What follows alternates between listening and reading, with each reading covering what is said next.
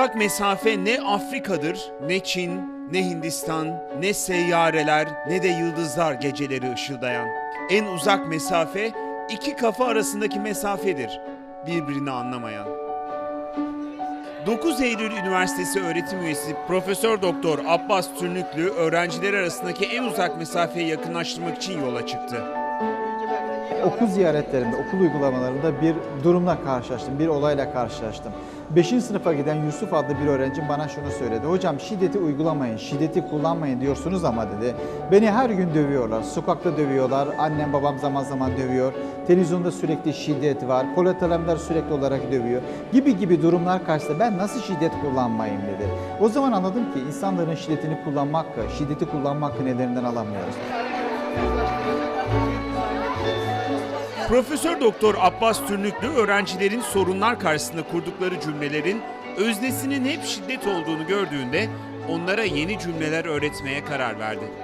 Yeni bir bakış açısı ve yeni sözlerle öğrencileri arabuluculuk ve müzakere eğitimiyle tanıştırdı.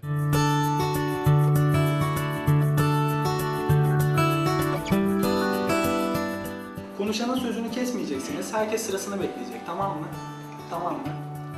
Eğer çocuklarımıza alternatif anlaşmazlık, uyuşmazlık ve çatışma çözüm yollarını öğretir isek, bunlar sorunlarını, anlaşmazlıklarını yönetmek için şiddet gibi yöntemleri tercih etmezler. Onun yerine alternatif yöntemleri tercih ederler. Nedir bu alternatif yöntemler diye soracak olursanız, müzakere becerisidir, arabuluculuk becerisidir.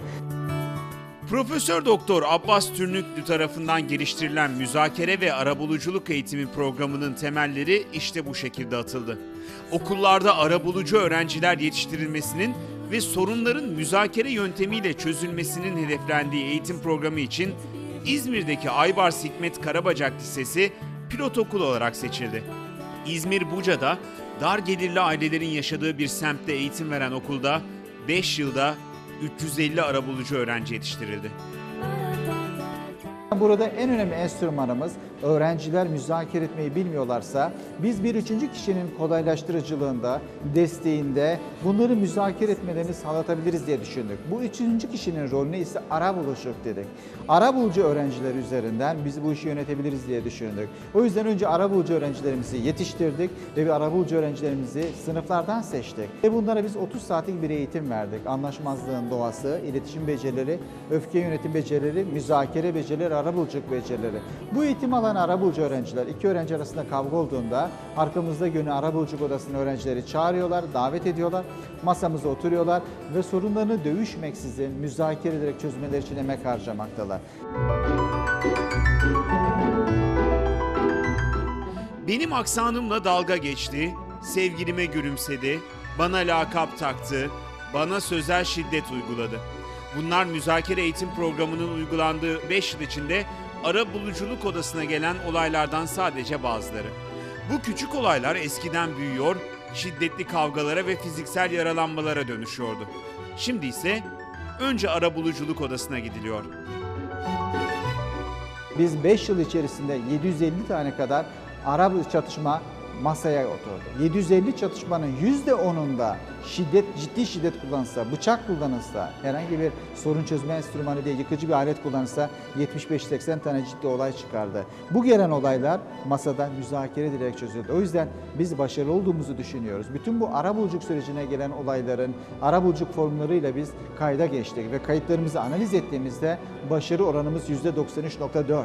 O yüzden böyle bir projenin sadece okul içerisindeki anlaşmazlıkları dönüştürmek değil, aynı zamanda toplumu dönüştürmek, barışçıl ilişkilerin yaratılması, barış ortamının inşa edilmesi, uzlaşı ortamının, toplumsal bütünleşme ortamının inşa edilmesi açısından çok önemli. Çünkü bu öğrenciler aslında bizim gizli kahramanlarımız. Bunlar bizim akil öğrencilerimiz.